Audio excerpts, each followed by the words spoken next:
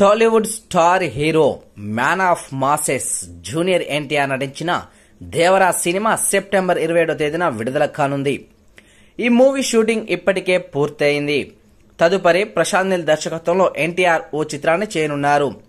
చేతికి స్వల్పంగా గాయం కూడా అవ్వడంతో కాస్త బ్రేక్ తీసుకున్నారు తారక్. మరి ఈ తరుణంలోనే కర్ణాటకకు వెళ్లారు ఎన్టీఆర్.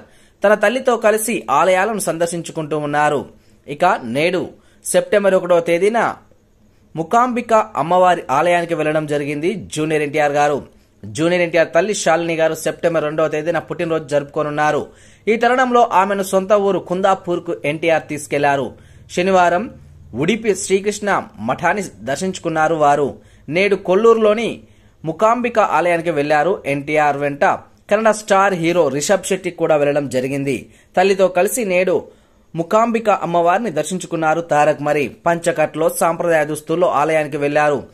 ఆ ఫోటోలు కూడా సోషల్ మీడియాలో వైరల్ అవుతూ ఉన్నాయి. రిషబ్ శెట్టి హీరోగా నటించిన కాంతారా సినిమా 2022లో వచ్చి పాన్ ఇండియా రేంజ్ లో బ్లాక్ బాస్టర్ హిట్ అయింది. మరి ఈ సినిమాకు ప్రీక్వెల్ గా కాంతారా చాప్టర్ 1 చేస్తున్నారు రిషబ్ శెట్టి గారు. ఈ సినిమాలో దర్శకుడు కూడా ఆయనే. రిషబ్ శెట్టితో ఎన్టీఆర్ కు మంచి అనుబంధం ఉంది. కర్ణాటకకు వెళ్లిన ఎన్టీఆర్ ను విమానాశ్రయంలోనే రిషబ్ శెట్టి గారు రిసీవ్ చేసుకోవడం జరిగింది.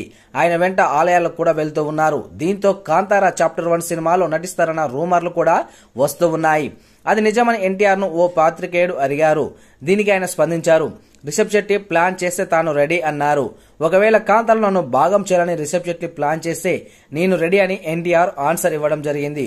ఇప్పటికే కాంతారా ప్రీక్వెల్ కు చాలా క్రేజ్ ఉంది. ఒకవేళ ఎన్టీఆర్ కూడా నటిస్తే నెక్స్ట్ లెవెల్ అవుతుంది. మరి అయితే మేరకు ఇప్పుడు తాజాగా జూనియర్ ఎన్టీఆర్ గారు పంచకట్లో అదేవిధంగా దగదగ మెరిసిపోతున్న ఆ యొక్క విజువల్స్ చూడడానికి సోషల్ మీడియాలో అభిమానులు తెగ కుతూహల పడుతూ